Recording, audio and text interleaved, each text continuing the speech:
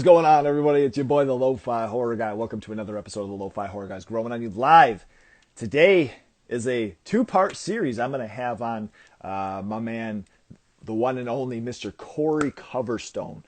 He is the drummer in the band Dirty Honey. If you have not checked them out, they're on the radio. They're breaking records. They're doing huge things. And the crazier thing is they're not even signed to a record label.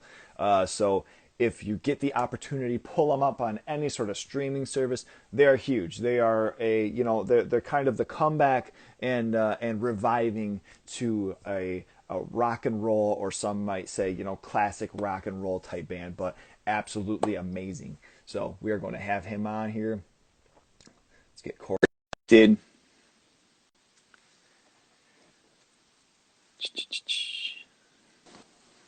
Corey! Yo! What's going on, man? How's it going? Can you hear me all right? I can, sir. I can. What's right. You hear me, see me? Everything's good? I can see you, even with the shades. Yeah, I can still see your eyes. Beautiful. Just veer deep into them. I will. How you doing, man? I apologize. Good. It's so early over there. It's like 10, correct? It's early, yeah. Early for me. Okay. Yeah, right. For sure. Well, I first and foremost appreciate you taking the time, my man. Super excited to talk with you. My show generally, it just goes. I got a couple of icebreaker questions at the beginning. The remainder of it is about the ice, dude. Your work and your craft, if you will, and then I have one finale at the end of it that is just for you, Corey. We're gonna dig in, my man. All right, let's dig it. First of all, let me ask you. Yourself being a musician, I'd like to know 3 of your favorite bands of all time. Every Time I Die is my favorite band. Awesome. We'll dig into that a little bit more, but that is amazing start. They're my favorite bands. Man, yeah, let's just go with Every Time. Well, if we're going to stick with the kind of heavy genre for favorites, Every Time I Die, Meshuggah, and Dillinger Escape Plan.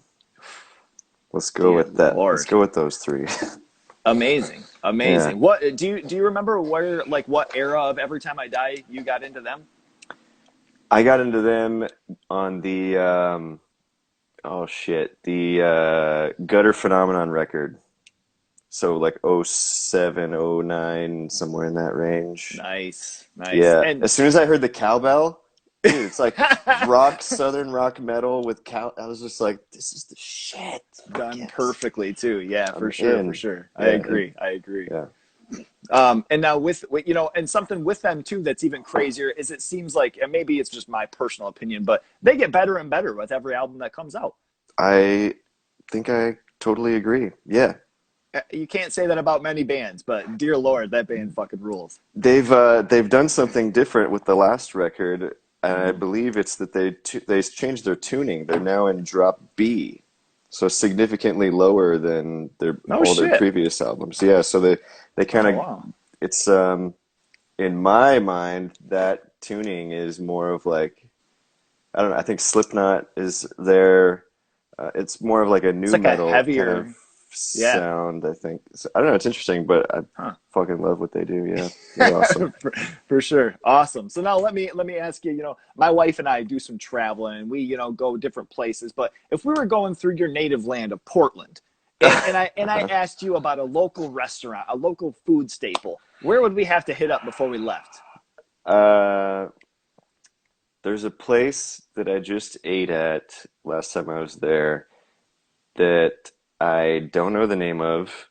It's in kind of a little like sub-district of Portland. I think it's in Multnomah. It's in a place of Portland that I never really explored ever growing up there.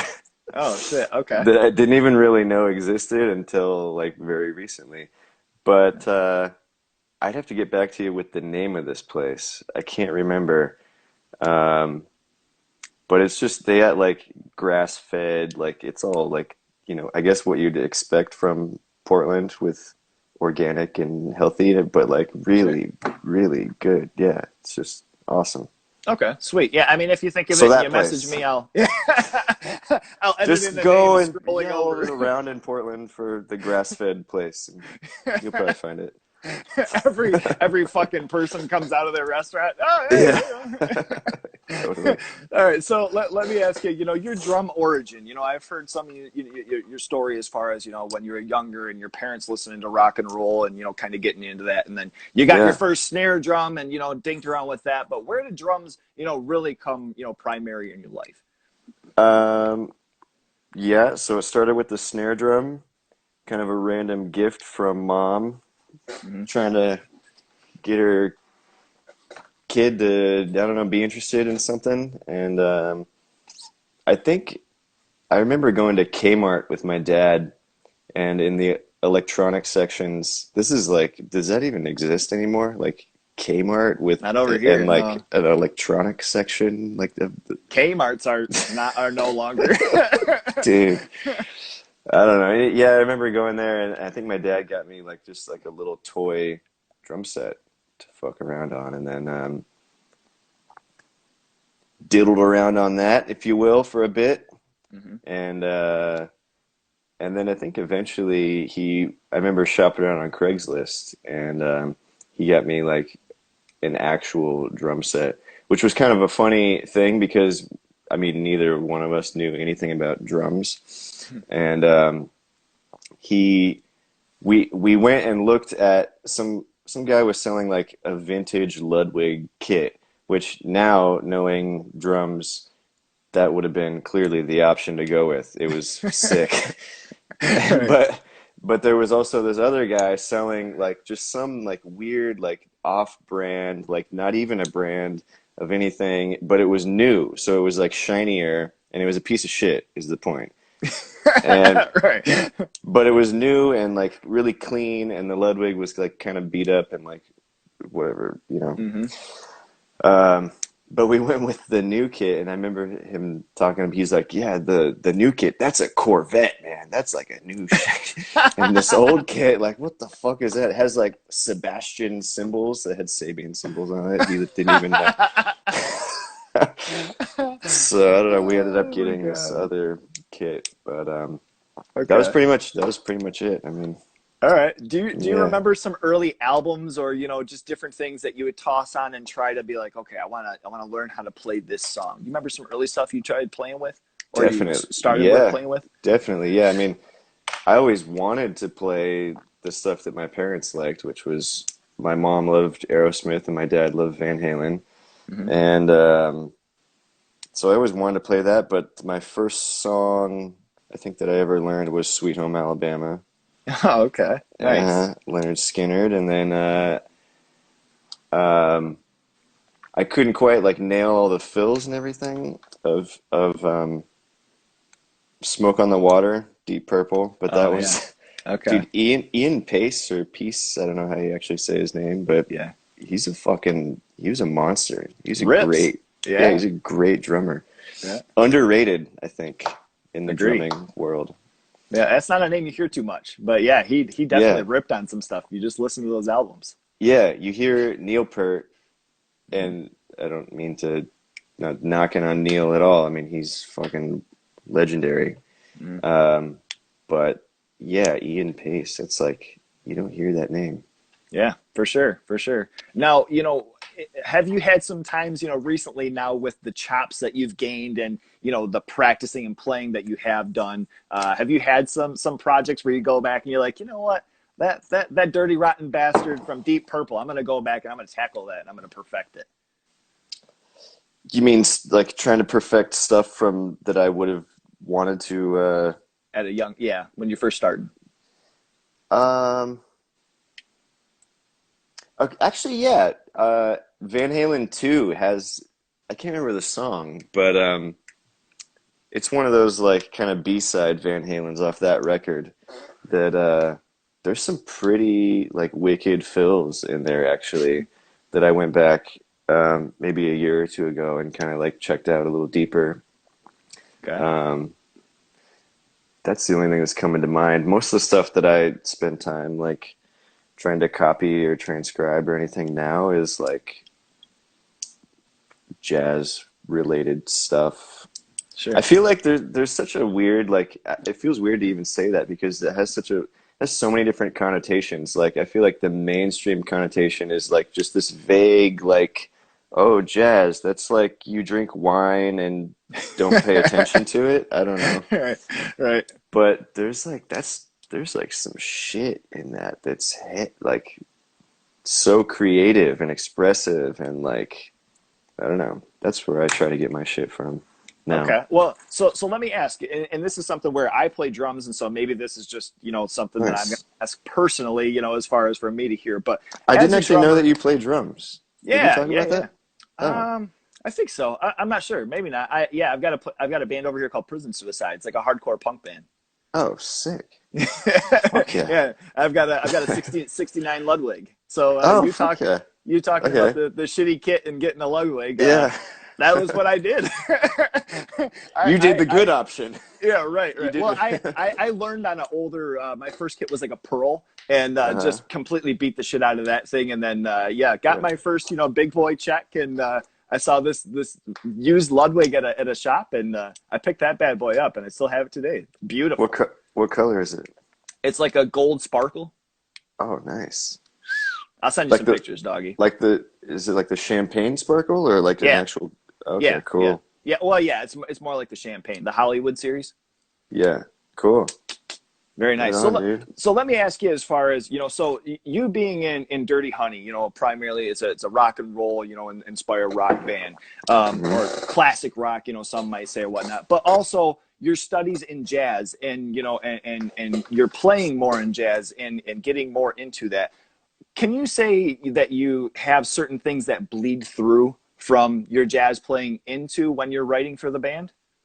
like I like tried possibly I even tried like to and fills, or yeah.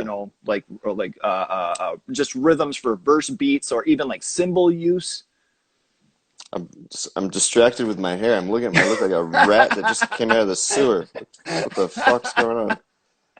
There, how about Perfect. I don't know. Oh, that's funny.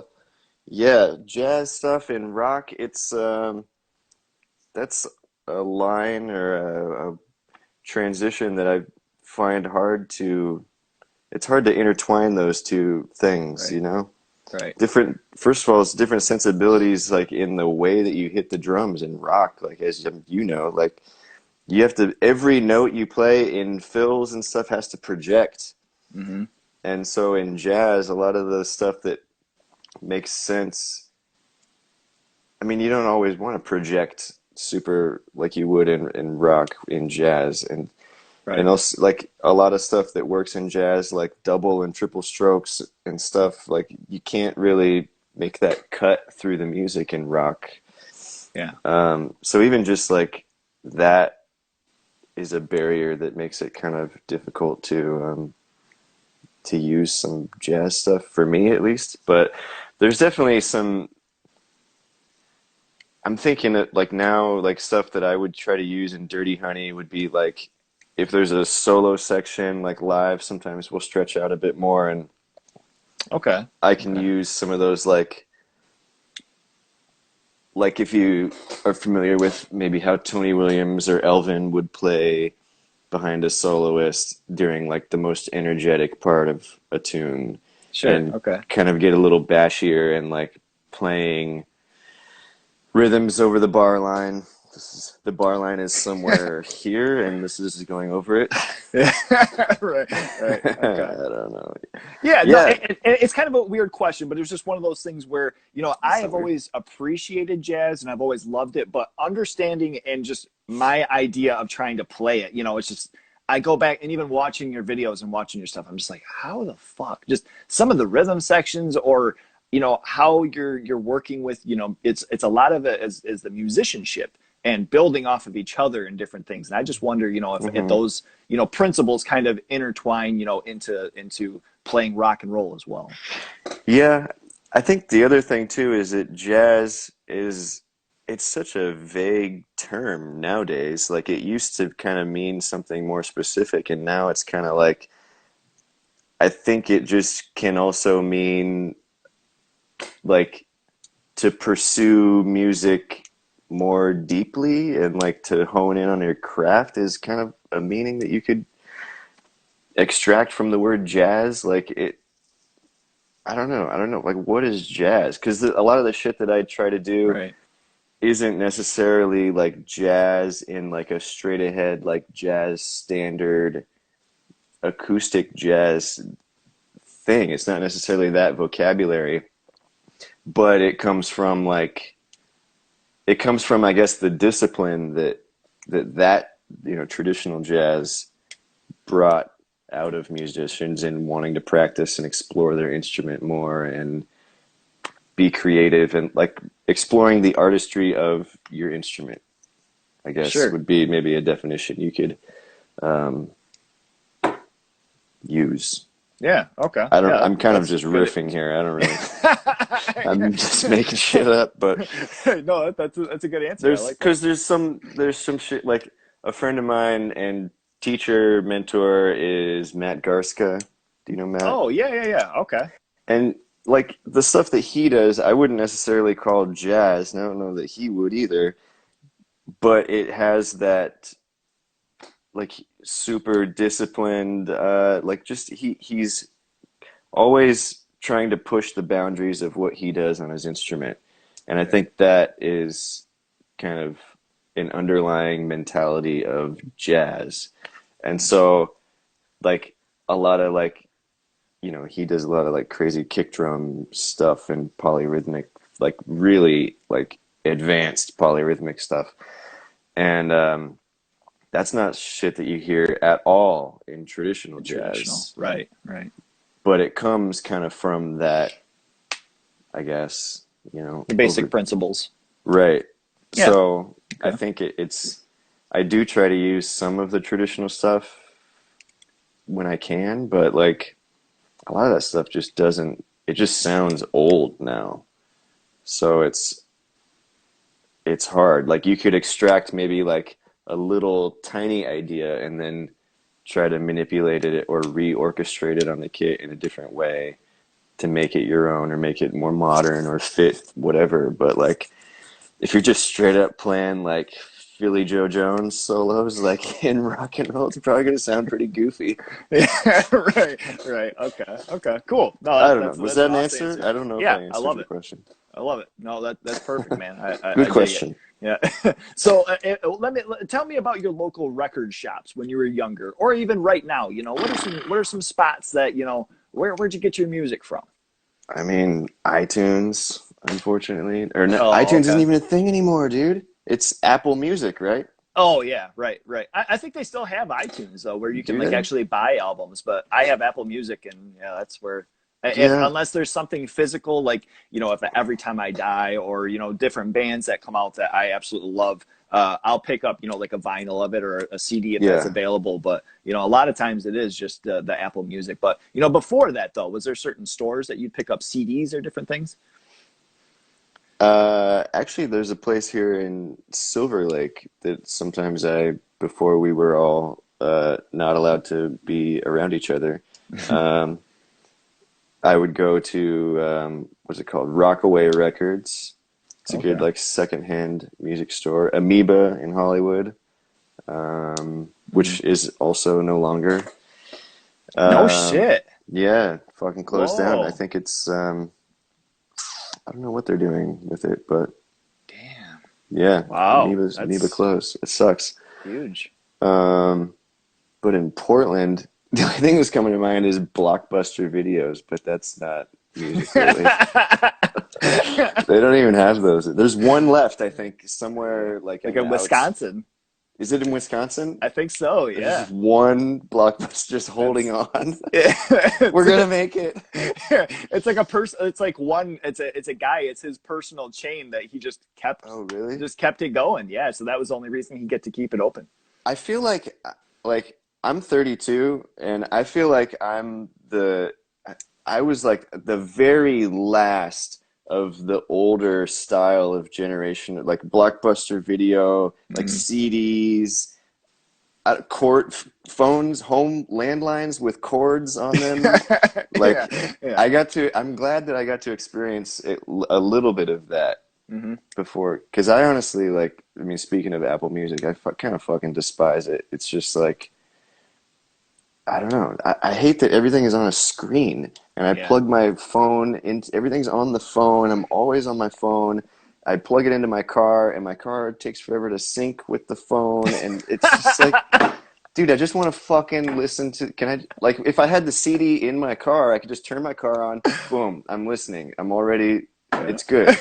And for some reason, Apple Music, there's this fucking thing where the automatic setting is to just repeat a song. So if you click on an album to play the album, which you want to listen top to bottom to, it'll just repeat one song over and over. And I'm like, what? Why is that the Really? fucking default setting? Yeah. I've Yours never doesn't do had that? that. No. Mine does that every single, I'll click it off and I'll be like, don't repeat the song. Just play the album like it Oh should. no. And it does it, it'll just loop the, No shit. No, I've dude, never had. I It's don't really know. funny that you bring up the syncing though, because I just recently had to get a new phone. My other one was just, it was, I was doing an interview and it was fucking zooming in and out on my face and trying to delete shit. And it was just, it was wild. So I had to get a new phone and sync it Your up to my, phone was doing that? yeah, Just just like like, going absolutely nuts. just Yeah, it's like terrible. Yeah, the whole thing. nice. So it's like I'm trying to concentrate. And I'm just like, God damn it, I'm sorry. But I had to sync it up to my car again the other day, and I'm just like, what the fuck? What did I do the first time? This isn't working. It's very Yeah, frustrating. So the whole art of just being able to pop in a CD.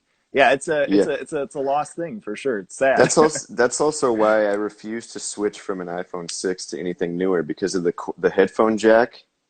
Oh I'm yeah. just like I can't go full Bluetooth because the same shit. Like you get in your car, if you have the headphones, you're talking, and then all of a sudden, like your conversation gets cut off because it has to switch to your car, and then you turn your car off when you get to your destination, and then you get out, and it's like it doesn't click over quick. It's just like, gee, can I just fucking have a cord that is like direct to the thing that I'm trying to? I That's don't. what this is.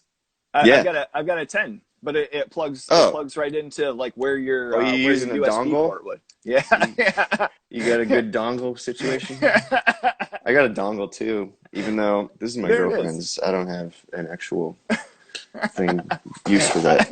I didn't know that there was a fucking name for that, but Dongle. what a ridiculous name for something. It's perfect. Dongle. Oh boy, Jesus! All right, so we'll get back into. Let me ask you another thing that we have in common as well as playing drums.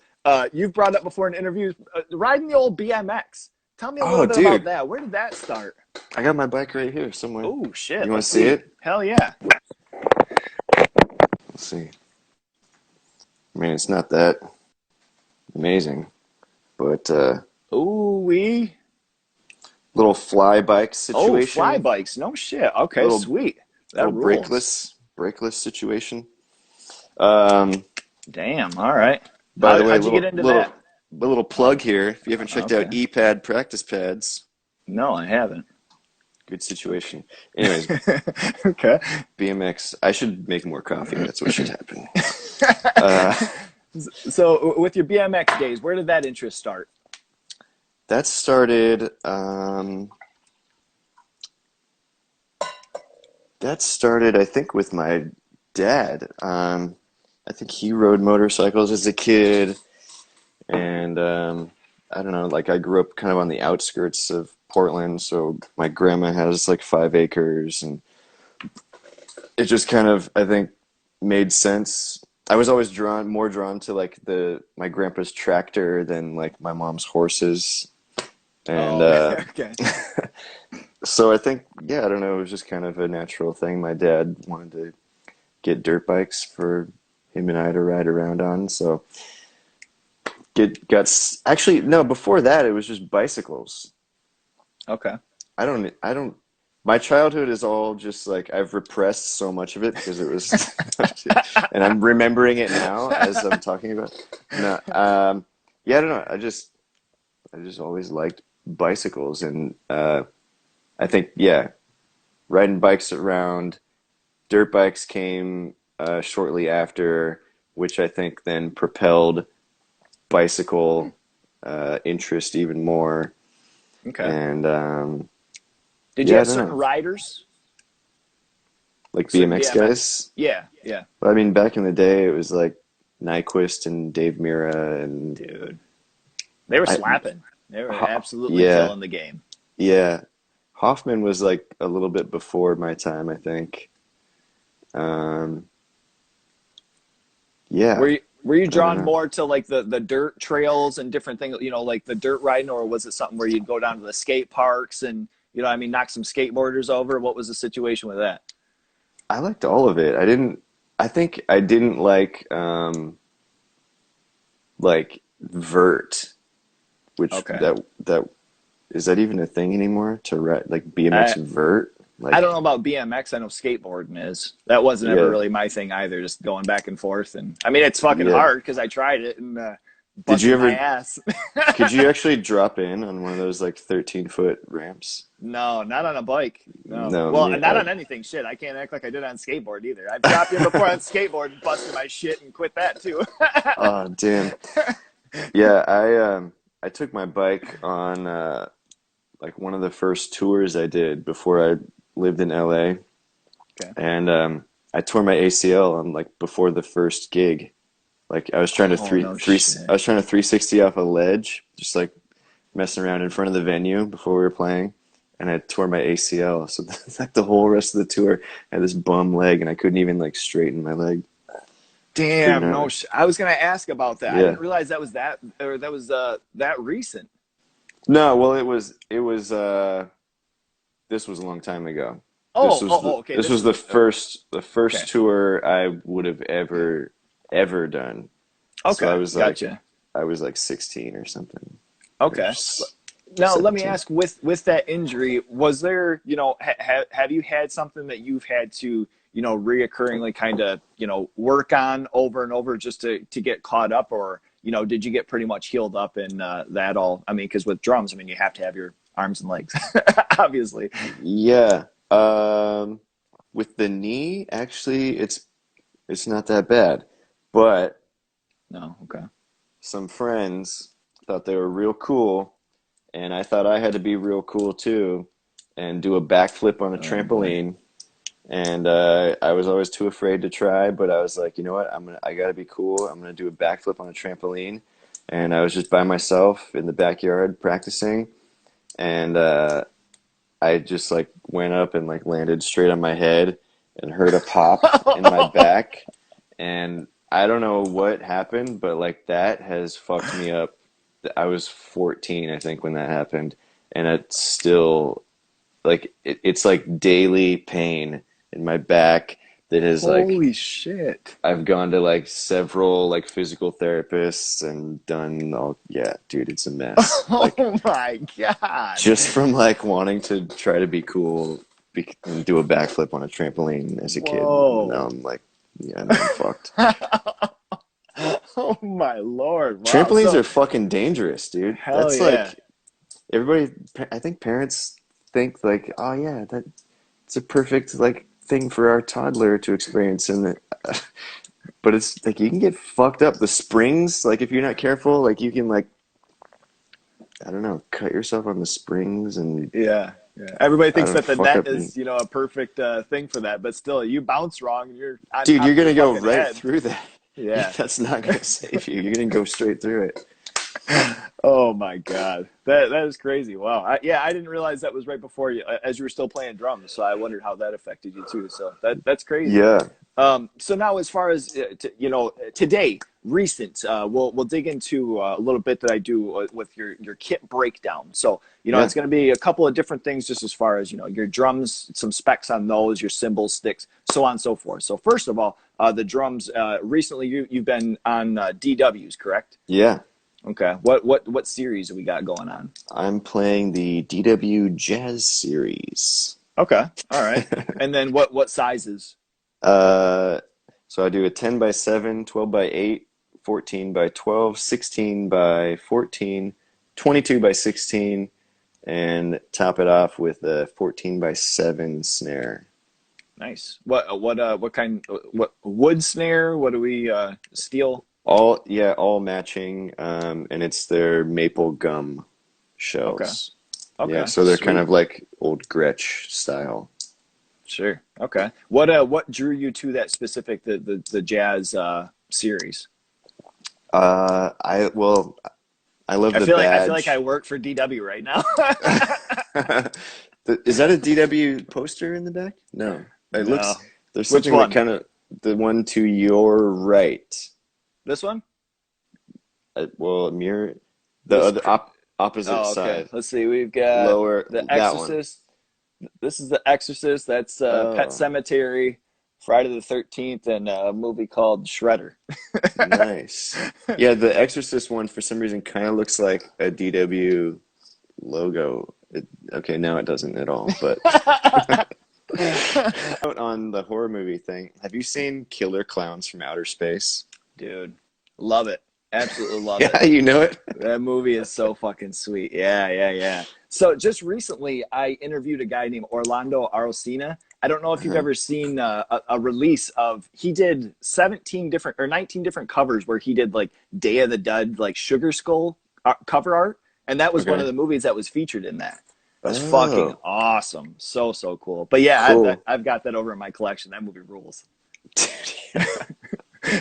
So, so That the only, that is that like a cult horror movie? Like yeah, I don't think really? it was really well received when it first came out, but it was one of those things where How could like, it be? yeah, right, right. But it was one of those things like with as the years went on that fans just ended up loving it for it being the silly shit that it is, Right. Kind of just like not taking it too literal.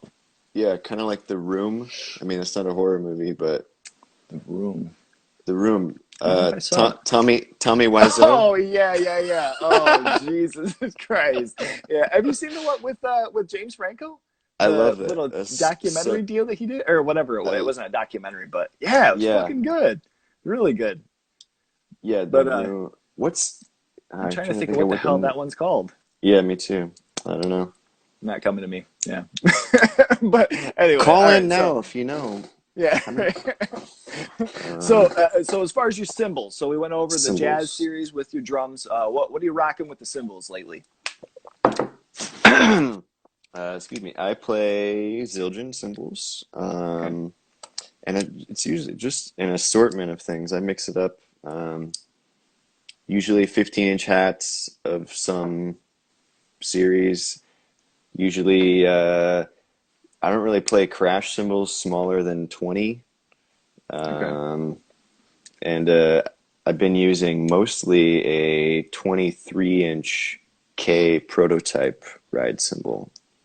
Oof. It's That's got pretty a big old cool. fat bell on it, don't it? Yeah, Oof. Dear yeah. Lord. It's I think it's I think it's a Sweet Ride prototype.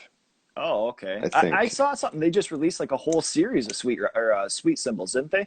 Like sweet Yeah, K's or something like that. Is that yeah. is that what you're talking about? I don't know if that's what mine is. It's actually not mine. I've been playing it for like a year and a half now. I borrowed it from a friend. Do you know Craig McIntyre, drummer? It doesn't sound familiar. He plays he's like a LA session guy for a long time. In Oh, Boston, okay. he's from the East Coast, but he plays for the Goo Goo Dolls. Oh, no Um, shit. Oh, yeah, okay. Wow. So it's his? it's his. He's But it been sounds looking for great. it for years. He let me borrow a couple cymbals before like Dirty Honey started getting busier and touring and stuff because I didn't really have that much. Sure. And I felt really bad because after the first tour, I broke one of his crash cymbals just from smashing it. And when he lent the cymbals to me, he was like, "Just don't sell them or break them." And I'm like, "Okay, I can do that." And I was like, I had to call him and be like, "Dude, I did the thing that you told me not to do." He's like, "What? You sold them?" And I was like, "No, one of the crash cymbals, I broke it." And he was like, "Oh, it took you that long? Oh, I don't care." Damn. Oh, I mean that's cool, I It guess. was well received. That's Craig's pretty nice wild guy. that would be like a disclaimer that don't sell it. That's terrible. Yeah, I'd hate to have to ask that of people. I mean, I Shit. think that's I think there's been a few Zildjian artists that have been known to get cymbals for free and then just sell them. Wow. Really? I won't name names, but yeah, that's Yeah. happened. Jesus. They're signing the wrong motherfuckers, man. I'll tell you what. My symbols are over there Yeah. dusty and I paid $1,000 for them. Yeah. What do you All right. usually play? I have all Sabians right now. I have the Yeah. AAs and AAXs, yeah. I use Cool. those. I keep on those pretty well. Primarily like the 18 and 20 for crashes, and then the ride Hmm. is just like I think 20 as well. So Hmm. pretty stock, nothing too crazy. But I mean, I play punk and hardcore, so for the most part, I mean, a Yeah. song might be a minute or 45 seconds if we're lucky. Yeah. Nice. I like So the AAXs. Those crashes sound nice. They're kind of like A yeah, customs, right? yep, Basically. yep, Yeah. yep. So now your sticks. What about those? What are you slamming with lately? Uh, I mix it up a lot. I actually got a whole pile of sticks right here. Okay. Um, I've been experimenting a lot with the. I'm starting to sound like a fucking tool, I think, because everything is just like jazz, but modern jazz sticks. Vic Oh, Firth. okay, Vic first. Okay, yeah. Um, I got. I don't actually really know who this guy is, but Rod Morgenstein. Do you know who that is? I don't. You can't see but it's kind of like a 2B. It's like slimmed down just a little bit. When I'm playing with Dirty Honey, um, oftentimes I switch up to a 2B, which for Okay. those of you who don't know, 2B is like pretty much the biggest stick you can That play with. yeah is a bad. That's a big fat boy right there. It's Yeah. a baseball bat, Shit. but Yeah. Right. it's kind of sometimes it feels like the only thing that I can like project with. Do you find that when you're playing, Oh, you okay. you you get kind of um, caught up, I guess, in like just like gripping the stick super hard, and you're like fucking to play loud, you're like batching, and then you get arm pump, and then you can't hold the stick, and then you have no control, and you have to Dude, remind yourself to stay loose. Did you experience that? absolutely, absolutely. It's always right in the forearm and like kind of in the wrist there, where you're like, all right, well now I was trying to be fancy the first couple of songs, and now I'm just making it through. Yeah, now I'm just surviving. Well, yeah, playing with the 2B definitely it kind of helps because you don't have to work so Oh, it's a hard. heavier stick. Yeah, you don't. I mean, you have to work a Ah, lot harder to like because it's heavier, but right, lift the right. stick, but But hitting, then striking. hitting, yeah, it makes it a lot easier. You don't have to work as hard. Are you So, normally with wood tip, or do you do nylon from time to time, or is it just kind of depend on what you're playing? I usually do wood tip. I don't really fuck with nylon tip too much. Okay, you didn't ever try to be like Lars Ulrich and play the head sticks? I did have a pair of the Ahead fiberglass whatever sticks. I think I Yeah. had every signature stick at one point.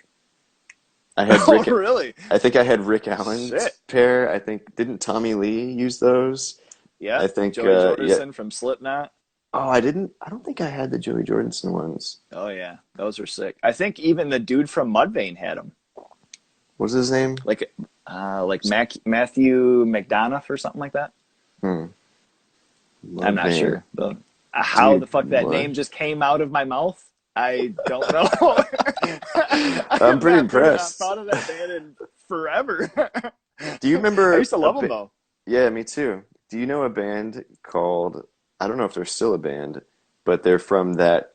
Well, maybe a little after Mudvayne. Called the Bled. Oh yes, dude. Do you remember the Bled? Uh, what is his name that plays drums for him? Joey Castillo? Is that I don't him? know. Is that him? I don't know.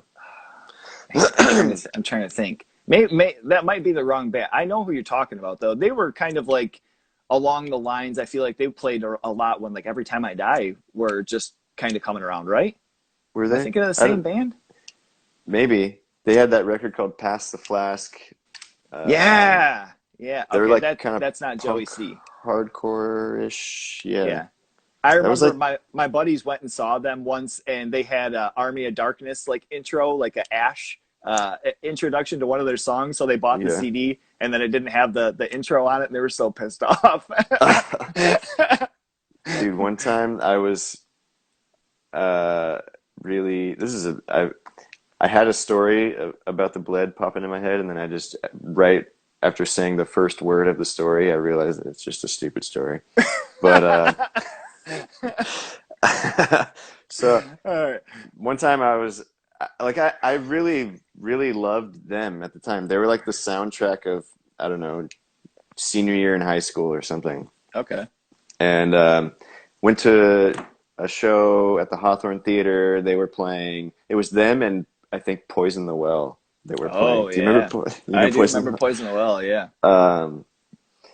Anyways, they were playing, and me and my friends were pre-gaming. I was hammered by the time I went in there, and I saw the singer, and I'm like, "Oh my God, the singer! Like there he is!" And I wanted to like wave and like be like, "Yeah, dude, love you." And for some reason, the only thing I could do with my hand was the middle, so I just flipped him off, and then he flipped me off back, and then that was the end of it.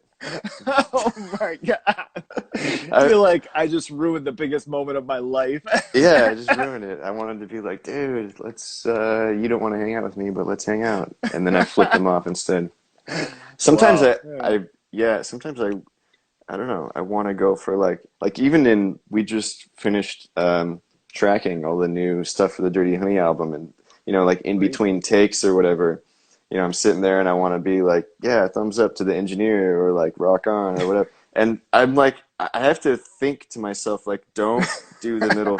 That's just, middle finger is just the natural thing that wants to happen with my hands. I don't know what to do about that. Is that how you naturally play? Like when you're playing drums, you have your finger Just up, middle what? finger out. Yeah. No. Oh my God. Which, by the way, That's I got a hilarious. question for you. When you're Sure. flipping, when you're giving the bird, is it just all fingers down and middle finger up? Or I are guess it's you kind of like one of these numbers. yeah, I feel like this is like, fuck you, fuck you, you fucking Yeah, prick. Like, it's a it little has some more stank aggressive. on it. Yeah. Yeah, yeah, yeah. And this, I prefer this just because it's so, it, it's like a forest that they cut down, but they missed one tree. It's a little bit kinder, It's I like like it. between buddies, maybe. You're It's like, like when oh, a okay, he's not child saying fuck you. is, yeah, a Yeah, child's learning right, how to give the bird. I don't right. know. Beautiful. All right, what about your pedals? DW 9000 kick pedal and Okay. an old rusty, crusty, squeaky 5000 hi-hat pedal. Oh, okay. All right. Do you Mhm. ever use the old double pedals, or you stick primarily with just a single? I have a double pedal. It's actually a Tama. Don't Oh, tell okay. DW, but I'll edit it out. it's It's fine. yeah. But I got a double pedal recently because of Matt Garska, Oh, and okay. but yeah, I don't really fuck with it that much because they would Dirty Honey, the guys would never let me use it, and That is not happening, Corey. Stop it. it's not gonna happen. There was even one of the new songs I was like, actually a double pedal, like, but slow double kick, just like a pumping. It could be cool at the end. And as I was saying that, Mark was already like, nope, nope, don't fucking, that's not happening. All right. Okay, all right. I guess So, I'll fuck myself back here then. but I try to like do the stuff like with a single foot. I try to like really rip it up with a single pedal. Yeah, for sure. I mean, and that's the thing is you don't necessarily have to have a double pedal. There's been lots of people that I've seen, and I get a little bit into it, but I mean, I've seen plenty of people before where, it's like, man, I loved your footwork. What kind of double pedal you have? And they're like, I've got a single pedal. What do you mean? I'm like, Yeah.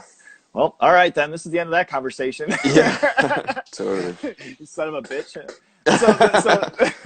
So this is an aspect I actually was inspired by Todd Friend of H2O. I was interviewing him, and he brought up the footwear. What is your desired footwear for when you're playing?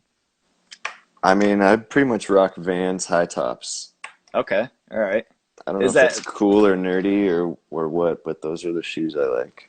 honestly, typically like those and like slip-ons. It was never even a Yeah. thought where I thought of it, but then we were talking and he mentioned as far as like footwear, and I'm like, I've never thought about that, but there's always very specific shoes that I want to wear. I have certain other ones.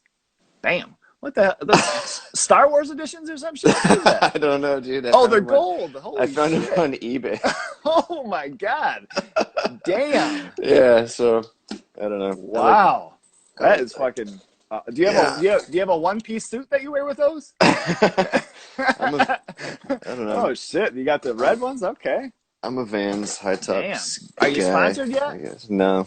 Boy, hopefully they get you on that, dude. Shit, The sweet. gold ones. Yeah, the gold Yeah. ones. That's for some big ballroom shit, you know. And you guys are selling out crowds. I mean, well, you already are, so I guess I can't say that. But yeah, When you we're got to wear allowed those to do bad it. boys. Right, right, right. Yeah. Yeah. So let me ask typically as far as your setup, you know, how you like to have all your drums set up and you know your cymbals, certain heights, everything. Do you typically have a similar setup in the studio than you do live? Um, well, yeah, usually I play a four piece, just with like kind of a jazz setup, like two ride cymbals, hat, kick snare, and two toms. Okay. But since I got with DW, I like over the last year playing with Dirty Honey, I've actually like felt like I need more toms. I mean, Okay. need maybe is a I'm on one side. I'm biased because I'm the one playing the drums, so I feel like I need more toms to hit because it's fun. But Right. everybody else might not think I need more toms. But anyways. So my new kit, yeah, it's four toms. So that's a new thing for me. I never really played a kit with that many drums. Oh, Uh, okay. well, that's not true, but in since I've been, in LA and gigging and playing with Dirty Honey and stuff, I haven't played a kit that big, so it's a new thing that I'm trying to get used to.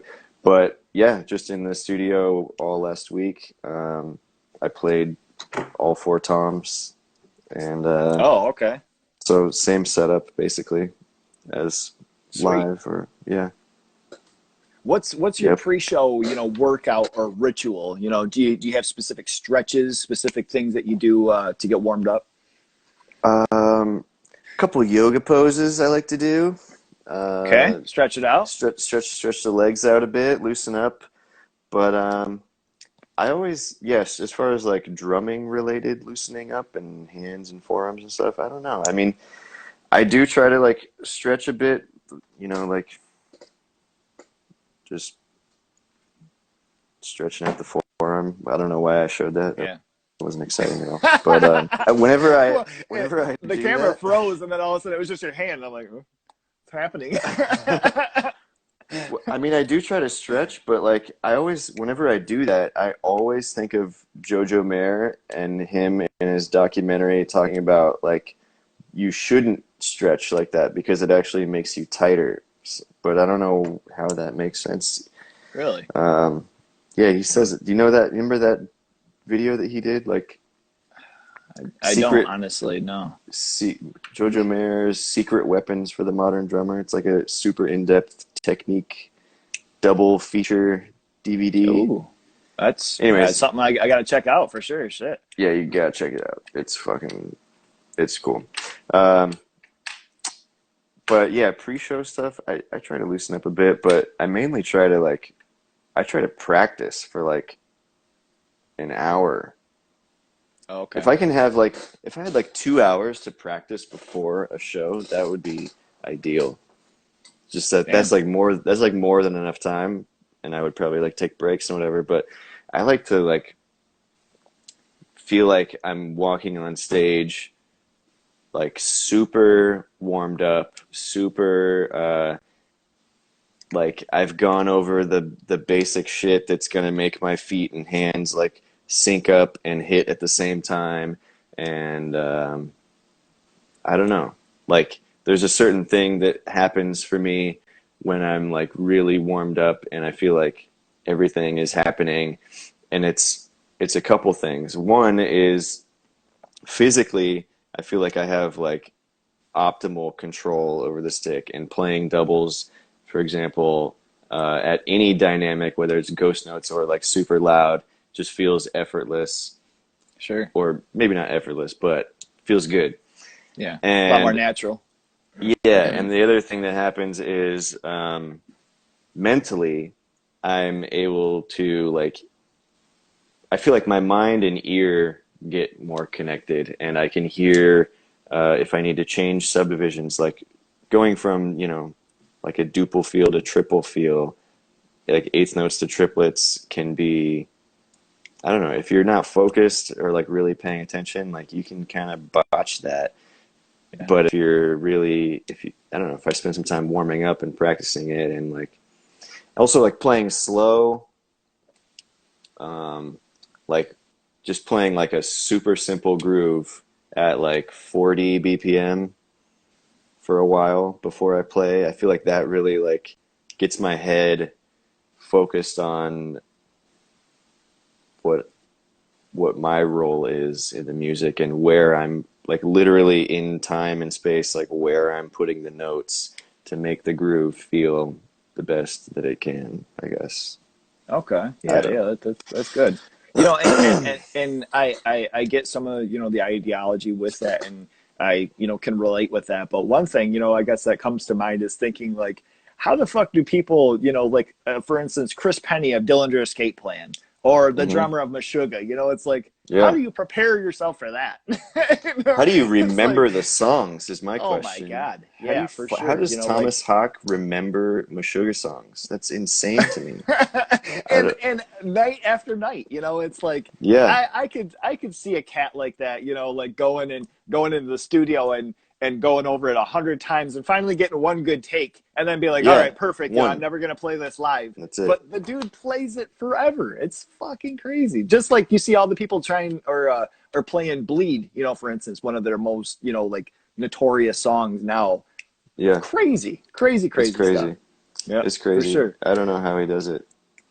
So The whole now band, with really. It's yeah, crazy. yeah, true. That's very, very true. They Yeah, I must mean, like they must write out like when they're writing the songs, they must write out like a formula of like, okay, this is 9, this is 17, and we do this 4 times, and then we go back to this part. And it must be like an equation or something that they just have kind of memorized right. from rehearsing the tune, and then they just remember. I don't know. Because all the guitar riffs, not all of them, but like a lot of them are just like single note or just a few. Like Mm-hmm. they're very similar, but the Right. rhythms is The what's rhythm of it, time signatures. Yeah, it's yeah, crazy. for sure. Yeah. So with this app, for whatever reason, it cuts us off at an hour. I have a couple more questions, if that's cool with you. I was just going to Oh, restart the video here and edit it all together. let's do it. All right, man. So if you just give me a minute here, I'm going to end this and we'll take a commercial break, if you will. I'll start it right back up Yeah. and we'll get joined and got a couple more questions for you, my man. Okay, cool. All right, here we go. All right. So I'll edit all this so it'll just kind of, seam right on through and get going. What do we got Yeah. here? Speaking of Every Time I Die, I don't know if Holy shit, that is sweet. can you see it? Hell yeah. That is so That's sick. that's off of which album is that? Is I that can't remember. the oh my God. Not the Big Dirty. After that. Yeah. There's Gutter Phenomenon, the Big Dirty. After that. Um Totally drawn a blank. This holy is moly. embarrassing. I have Yeah. their album art tattooed on I've my got the body and records I over don't remember. there. All right. Well, I'll pull it up here, but in the in the meantime, I wanted to talk some of your heavier music here, and I wanted to bring up, well, maybe not heavier, but a different genre of yours, if you will, with A Human Experience, and then recently, Punch the Shaman, which are both Yeah. personal projects of yours. Super sick stuff. Thank you. Punch the Shaman, and specifically Caveman. Big Yeah. thumbs up. That's some bad shit Yeah. right there. I absolutely Thank love it. you. So first off, you gotta tell me, what the hell did Punch the Shaman mean? Uh, What was the inspiration for that, where that came from? yeah, well, I spent a few years getting pretty into ayahuasca. Okay, Are you familiar with that? I'm not. No. Ayahuasca is a psychedelic beverage from the Amazon rainforest, and it's been consumed for they think maybe 10 to 14,000 years Holy shit. is the history that I've heard. And anyways, people drink it less so for like kind of a party fun experience and more for like a healing um, mind, body, spirit, God connection, spiritual. It's done with a shaman. It's like a ceremonial setting. Oh, okay. Anyways, Wow. that's kind of uh, ayahuasca in a very small nutshell. Okay. Um, and yeah, I spent some time, a few years, getting pretty into that and pursuing a bit of a shamanic path, if you will, or I thought I was. And I totally had my ass fucking handed to me one night.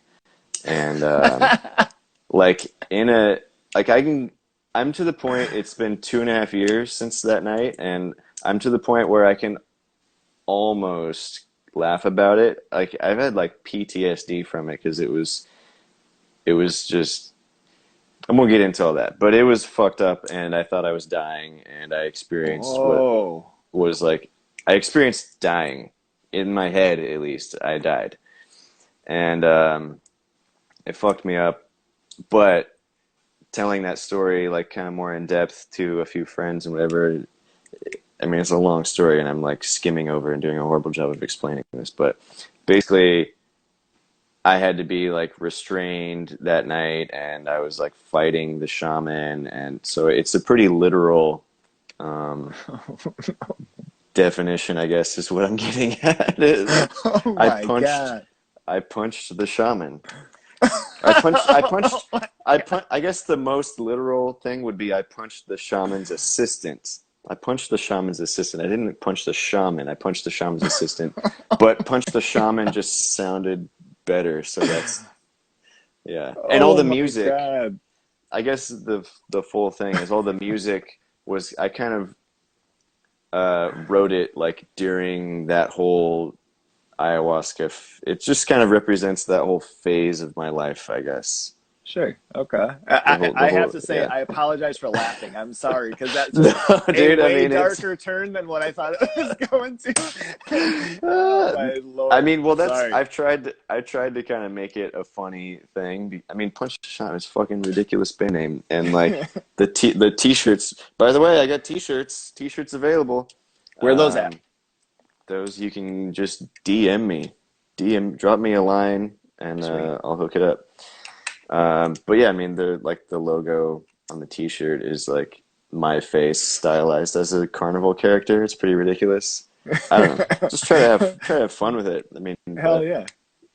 it's taking something that was very traumatic and serious and putting it into a funnier light, I guess. To Yeah, yeah, a way to deal with it. whatever. I mean, that's Yeah. honestly a lot of music in general, whether you're writing it or you're just drawn to a certain band or a certain style of music trying to deal with something.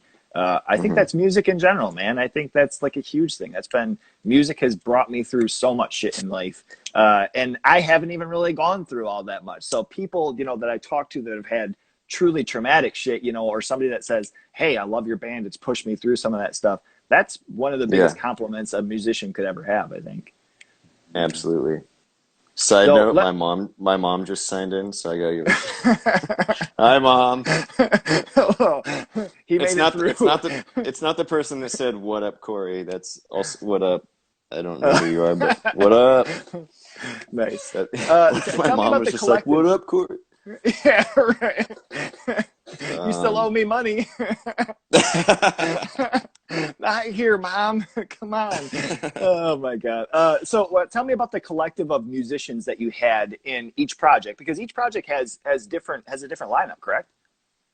right. Yeah. Well, A Human Experience is that was just kind of my first solo project record, and that actually pretty much both records have a pretty dark. What's the word I'm looking for? Inception Oh, okay. process. Sure. Like A Human Experience was that came out of studying for a few years with this man named Jamie Font, who taught me so much. And everything he taught me in music is like definitely my whole foundation at this point.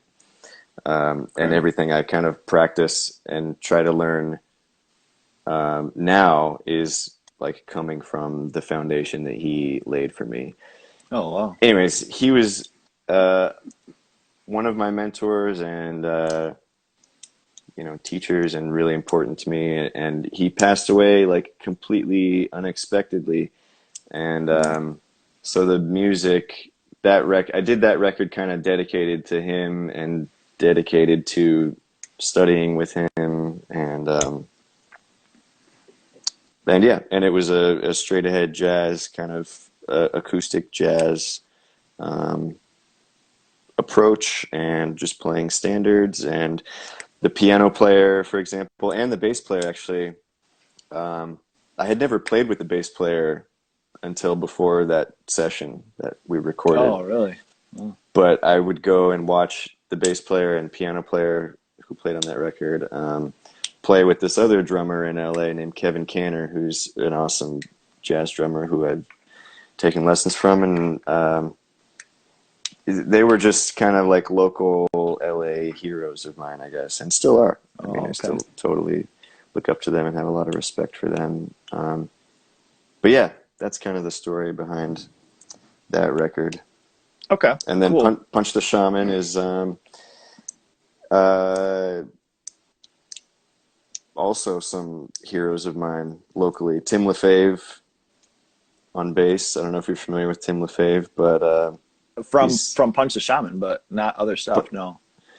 yeah. So he played on like David Bowie's last record. What? Yeah, Holy he shit. has. Dude, check out Tim LaFave's discography. He's an absolute beast. He's a legend. Whoa. Yeah, Wow. he's That's huge. yeah. And Jeff Babco, another LA, he played keys on the whole record. I would go see him at the Baked Potato all the time, and yeah, I don't know, just like a lot of musicians that I've looked up to and respected, and Okay. got him to play on my shit. Yeah, for sure. Sweet. That rules. And I mean, personal projects, I have to bring up the Corey Coverstone Quartet, and you guys playing the Every Time I Die covers. Yeah, Uh, that was a birthday show a few years ago. oh my God, dude. That's Yeah. so you guys created Every Time I Die tracks, converting them into jazz pieces. Where did this Yeah. whole idea come from, and what went into rewriting these songs? Well, rewriting them Well, I was don't know pretty about much, rewriting, but yeah, it was I mean, I didn't want to just like transcribe the whole Every Time I Die song and be like, all right, we're gonna play this note for note, because I mean those riffs are like, Every Time I Die's shit is really specific, Mhm. and it's pretty, some of it's probably pretty hard to learn, and some of it's probably pretty hard to translate from guitar to keyboard, for example, or piano. So I just kind of, the concept was taking the main riff, I guess, like we did Underwater Bimbos, and I just kind of took that main riff, that main theme, and wrote it out, and then put some other like chord changes with it for another section to just solo, and just left it like pretty open, because a lot of my Oh, okay. favorite jazz, a lot of my favorite jazz and fusion and stuff is just very open. It's Mhm. there's no form really, and it's just kind of just play and improvise. So it was kind of like taking Every Time I Die that I love, and like this type of jazz fusion that I love, and just kind of merging them and letting it be a thing. And with the song, we did Roman Holiday, Mhm. and that song lent itself pretty well to that approach, because it's just a simple form that kind of repeats, and the chords are like super dark sounding, and so that So was, sick. Yeah. thank you. Yeah, that it was so Dude, crazy because I reached out, from knowing you from Dirty Honey, and I'd been hearing you a bunch on the radio and shit. I'm like, man, these guys are cool. I'd really right. like to look into the drummer. And then we're sitting here talking, kind of going back and forth, and all of a sudden I see you posting the shit about the Every Time I Die covers, and I'm like, holy shit, I love those, dude. Like I was obsessed with those for so long. Just I Oh, would I nice. would guarantee at least half of those views were me fucking sitting there watching that shit over and over. So cool, man. I absolutely That's love those. awesome. So that was Thank really you. really sweet. And just being able to see, the I guess again the musicianship between it and have it being a live video and watching everybody, you know, kind of flowing off of each other. So cool, man. Hmm. That was awesome. So Thank I you, had to man. tip my hat to it because that was so sick. Hopefully you're Thank you. gonna do something like that, you know, possibly in the future. I know it's gonna be pretty busy after all this clears up with the band, but that was so Yeah, sick.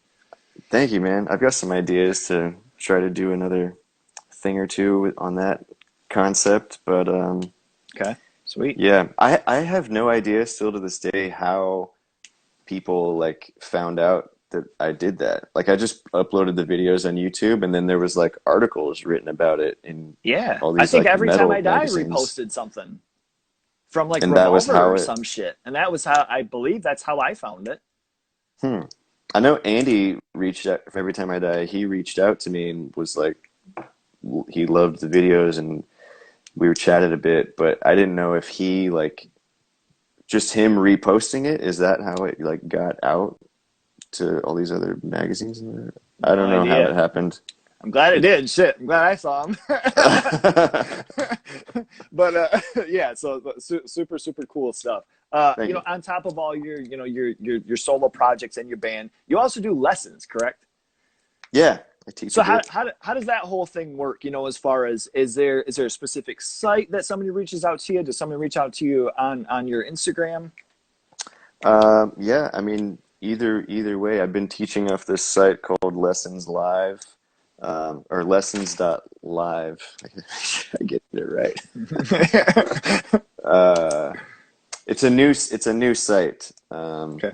Actually, speaking of Tim LaFave, again, the bass player, it's his wife's brother created the site, I think, out of quarantine, basically trying to like help out Oh wow. musicians. And so it's cool because the like fee or the cut that the site takes is like super minimal to help out musicians. That's Um, huge.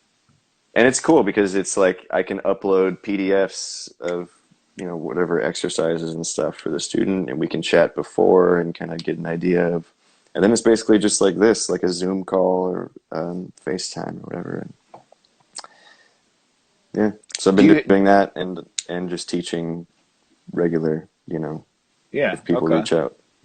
Do you have like kind of a specific rotate? I mean, other than telling, you know, because you do, you know, your instructions and certain things, but do you have a certain, you know, kind of outline of like day one what you're trying to, you know, sit somebody down and tell them or kind of, you know, reach to them? Not really.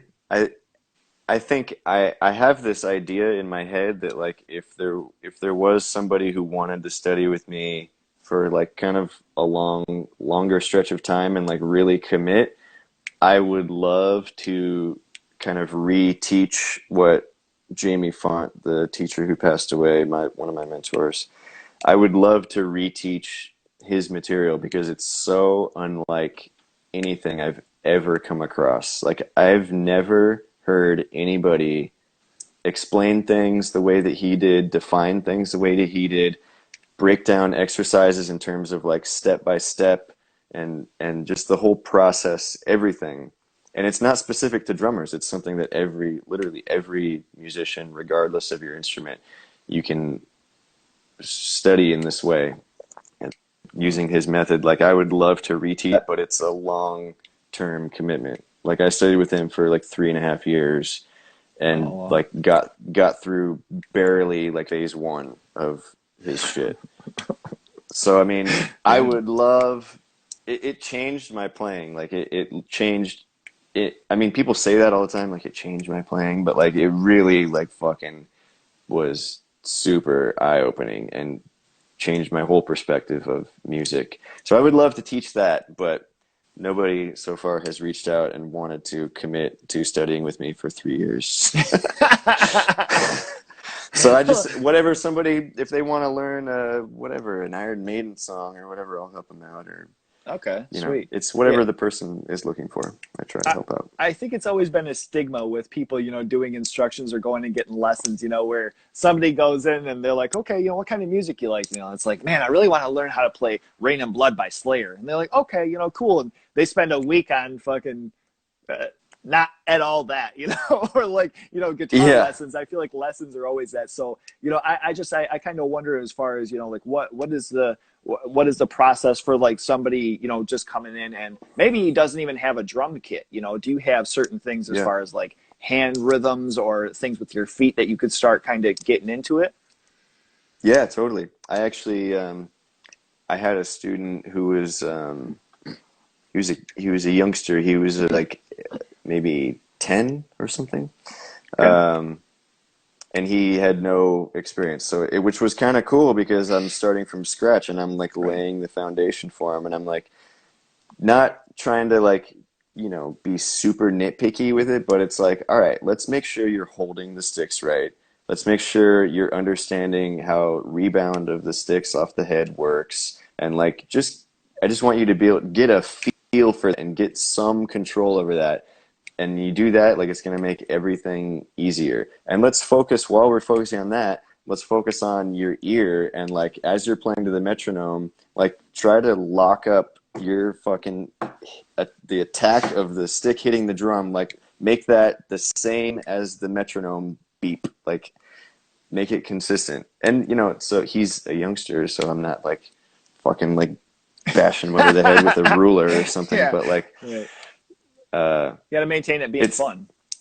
yeah, it's cool when I can like lay the foundation that way. Because people like, I've also taught lessons where I'm subbing in for somebody who has taught a kid, and all they work on is like trying to play a Nirvana song. And there's nothing wrong with that. But if the kid has zero musical knowledge or experience, zero drum knowledge, and like isn't sitting at the kit right, just like that, dude, you gotta, there's things that you you gotta start right, like hold the Sure. sticks right so you can fucking hit the drums right.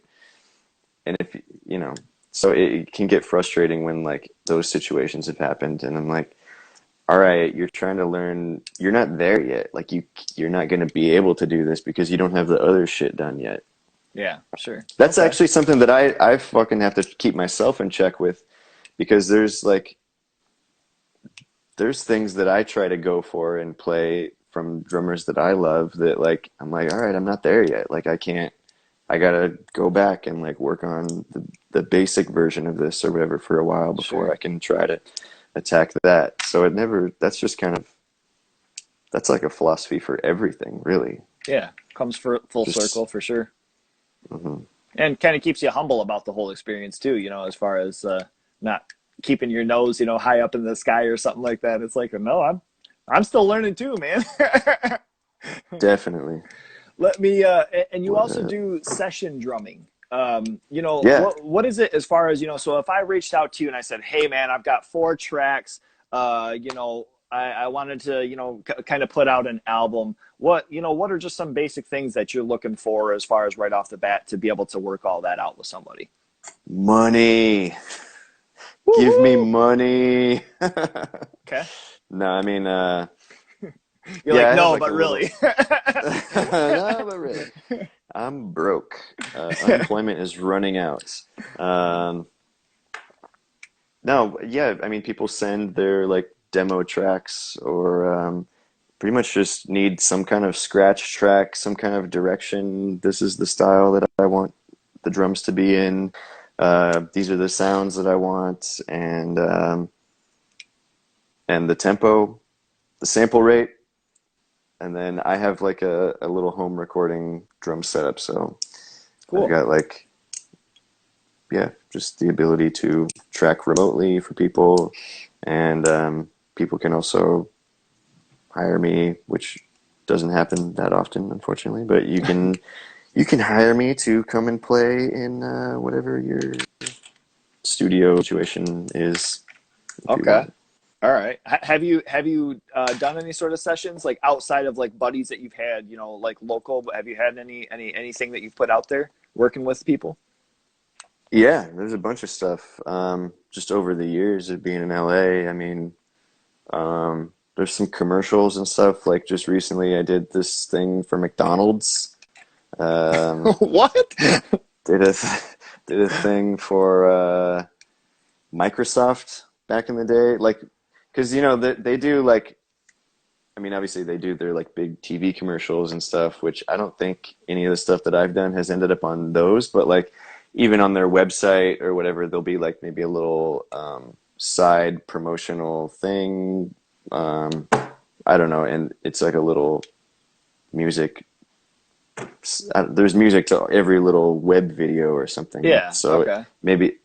what I did ended up on something like that, Okay. um, or like a Microsoft sponsored thing for some other. I don't know where the stuff ends up, but I've got a couple buddies that they're like composers and they try to get into film and stuff, and sometimes they get these commercials and whatever. And yeah, and also just other bands, you know, like I used to do a lot of like singer-songwriter stuff, and like, you know, would meet their producers and then they would have other artists, and just all kind of networking and Wow. getting around Okay. and whoring myself out pretty much. For sure. Okay. Damn. Well, look, man, I have taken more than my allotted time with you. I've appreciated all of this My stuff, all of pleasure. your answers. This has been absolutely an honor and awesome. I have one finale question, but Let's do it. this is your time, my man. Let everybody know what you got going on, and you know what's coming after all this shit clears. I'm just right now I'm just sitting in my apartment alone, and probably gonna get a new bag of coffee. The coffee that I got, I didn't really like the taste of the beans, so Do you grind it uh, down and all that? I do. You do. I'm Okay. a yeah, I'm a little bit of a coffee snob. I don't Okay. know that much about the bean process and all that. Hmm. I'm learning, but yeah, I know what tastes I like out of the beans, Okay. All right. I and mean, sadly, that's I have creamer and shit that I add to mine, and that's about it. I've never gotten super oh, into it. dude, you got to get good in on like the single origin, just check out some single origin coffees. You're gonna spend like $16 to $22 on a bag, Okay. but it's gonna be good. You're gonna like it. Quality, man. You know. Promise. Yeah. And then just drink it black. Just drink it black and slurp it. Straight black. All right. All right, man. Uh, I'm gonna tell you the money. I'm not gonna worry about the money aspect of it. But if this shit sucks, I'm gonna message you. all right, let's, on a serious note, I'm All right. ridiculous here. Let's do this. The final send off here. Got limited stock. Limited stock, people. Limited stock of these shirts here now. Yeah. Hell yeah. You What can are you selling them for? DM me. $20, man. That's it. Sick. 20 Those rule. bucks. I got this many left. So, They're if you want going. a cool shirt, I don't know. Is it cool? It's silly. I love it though. I dig it. I dig it. That's rad. That's rad. All right, man. So Dude, I this gotta is send you one.